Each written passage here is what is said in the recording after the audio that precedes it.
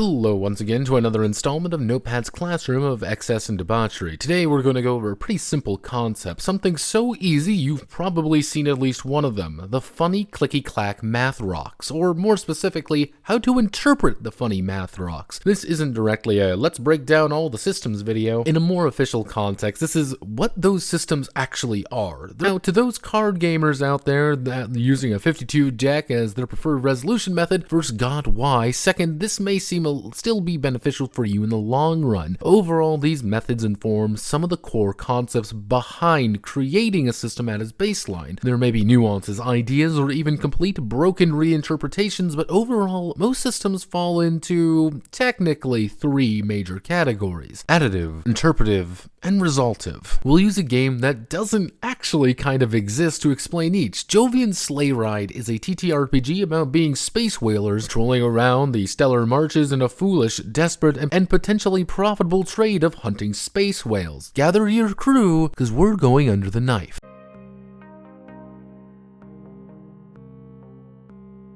Additive is the supertype of a system you've all heard of already, the one which you're taking probably a bunch of dice or even a single die and adding the results up together. Tell me if you've heard this one before though. D20 plus modifiers. Congrats! You know what an additive system is. If you want to be a little bit more persnickety about things, you can go a little deeper. That simplicity in its idea masquerades a deeper concept behind it, most notably that you could more easily adapt it to just about anything. Let's take for example a game of Legend of the Five Rings, no, the older one, and uses a roll and keep system. Your core result doesn't come from all of the dice, rather than just a small collection of them to shift the values higher. You can just begin playing with the idea in different contexts, such as a roll under system, obeying the same ideas with just negative numbers at the end of things. Mathematically, things start getting a bit more clicky-clack funny nightmare times though. To understand math rocks in additive systems, you have to understand three core ideas: averages, curves, and realities. Averages are pretty simple.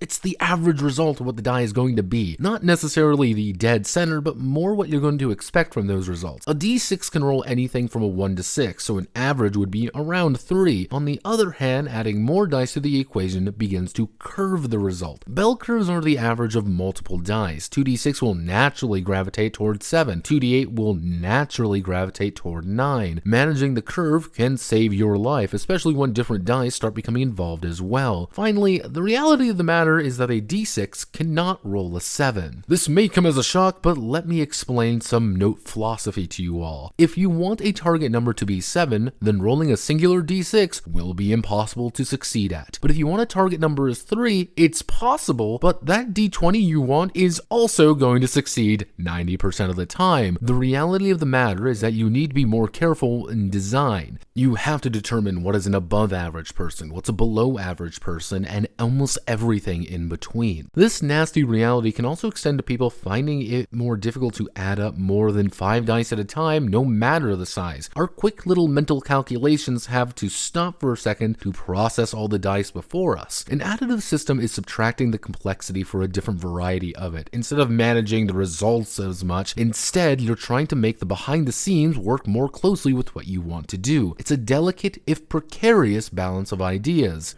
Jovian Sleigh Ride from Hell's Heart is a roll and keep system about our batch of stellar whalers using a combination of their own determination and their ship's parts to determine what and how many dice they're going to be rolling. We'll need to add in some kind of meta currency in there to balance out the chaotic flurry and epic highs and lows of fighting star-scarred whales in action. But it's more about pushing their luck and their ship to its absolute limits.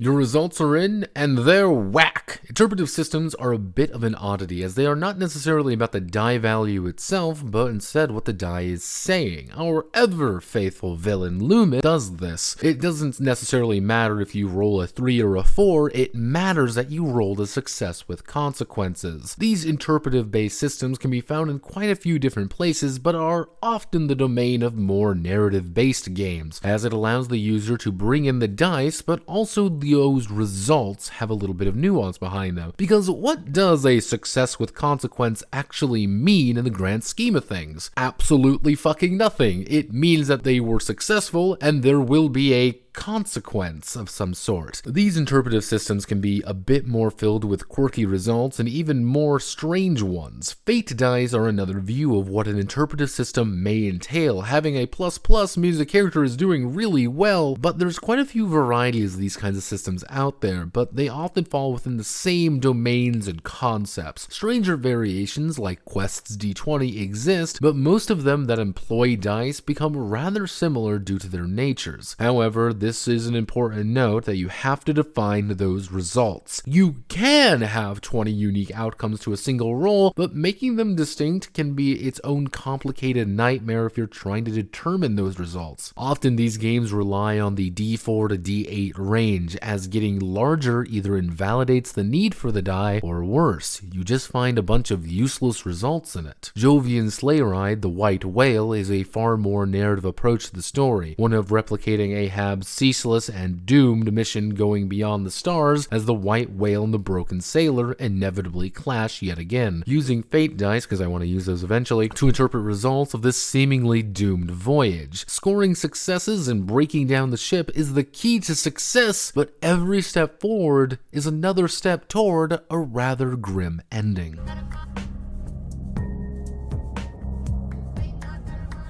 If additive is the sum, interpretive is the concept, then resultive is the middle child of this analogy. Resultive systems are all about the result of the die rather than the total value or what the chart may declare they are. One such system would be the rather successful D100 roll under. The goal of this system is to roll under a set value dictated by a characteristic, a skill, or any other value set before them. At its core, it may appear to be additive, but the key difference is that the dice are rarely the thing being modified directly, but instead the target number or some exterior factor. For example, if I gain a +10 bonus to my check in Call of Cthulhu, I don't add +10 to my D100, but instead I'll add it to my art history skill to get that minor boon. Resultive can also be used in more bizarre manners, such as with poker dice. Whereas rolling higher is often better, poker dice allow you to roll a number of D6s and attempt to score higher hand values than one another. For example, if I roll a 1-1-1-1-2 versus a 4-5-5-5-6, which do you think is the better hand? Well, the answer is 4 1s, as they're a better scoring result than the 3 5s. Any kind of die can eventually be used for these kinds of games, but the secret is that the stranger the system, the less important those individual die choices become. For example, in the center system, the die are all odd numbered, that desired result being the center of the die being modified in different directions by skills and abilities. These systems demand a fine-tuning of the core mechanic to fully understand, even if they force you to think outside the box rather drastically. Or Jovian Sleigh Ride Holy Grail is a competing die ladder system of trying to outroll your opponent in a series of increasing, horrifying gambles and trades. The result doesn't really matter as long as it's higher than the enemy's result, leading to this tense exchange and debate on whether to push your luck or on when to pull back and recuperate. But every second counts when battling the White Whale, and you can't let it slip from your grasp, lest it wants to deal with you first.